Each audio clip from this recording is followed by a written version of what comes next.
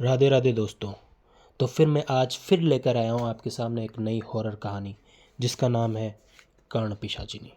कहानी सुनाने से पहले अगर आपने हमारा चैनल सब्सक्राइब नहीं किया हो तो सब्सक्राइब कर दें और बेल आइकन को भी दबाना ना भूलें।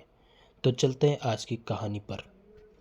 यह घटना मध्य प्रदेश के रीवा जिले के एक छोटे से कस्बे की बताई जाती है।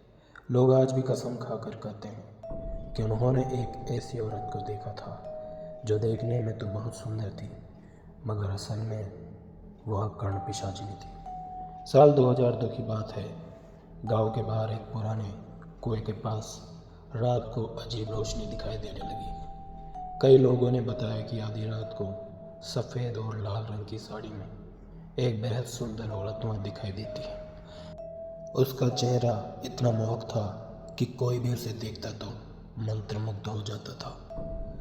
गांव का एक युवक सुशील उस औरत को कई रातों से देखता रहा। एक रात वो साहस करके उसके पास चला गया। औरत ने मुस्कुराते हुए कहा, इतनी देर से मेरा इंतजार कर रहे हो, आओ बैठो।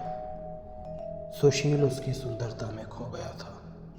उसकी आंखें चांद की रोशनी जैसे चमक रही थी और उसकी आवाज़ किसी परी जैसी मधुर थी।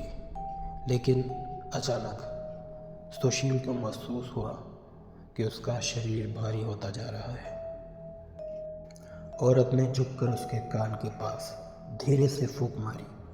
उसी क्षण सुशील को लगा कि उसकी जान निकल रही है। सुशील चीखने की कोशिश करता रहा मगर आवाज़ नहीं निकली। सुबह जब लोग वहाँ पहुँचे तो उसे कुएं के पास बेहोश पाया।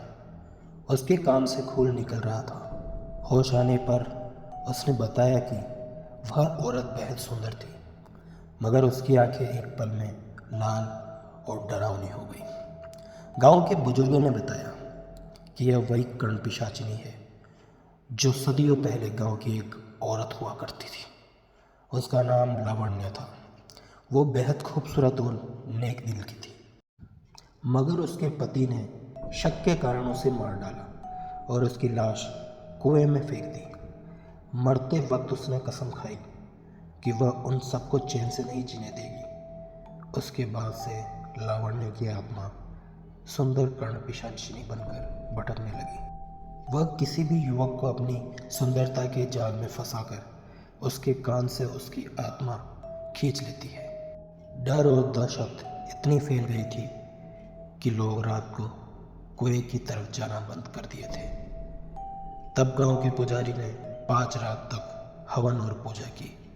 कहते हैं कि 5वीं रात अचानक एक औरत की दर्दनाक चीख सुनाई दी और कुएं का पानी लाल हो गया। उसके बाद से वहाँ कोई भी कर्ण पिशाचिनी को नहीं देख पाया, मगर आज भी गांव वाले कुएं के पास जाने से डरते हैं। उनका कहना है कि अगर कोई युवक उसकी सुंदरता में फंस गया तो उसकी मौत तय है।